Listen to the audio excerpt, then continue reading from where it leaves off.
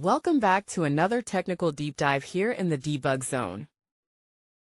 Today we're tackling a big question and breaking it down with insights from other users. Hopefully this clears up some misconceptions and helps you get the answer you need. So buckle up, stay a little curious, and let's jump right in.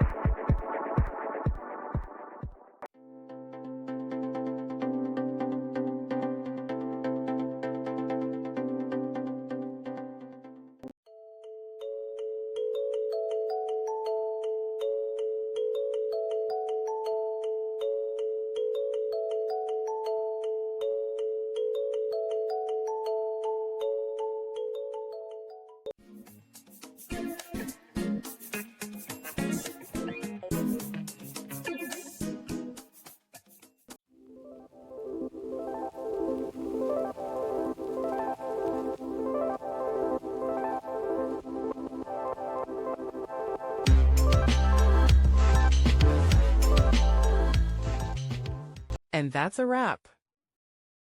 I hope you found the answer you were looking for. If you did, take a second to hit that subscribe button. It really helps out.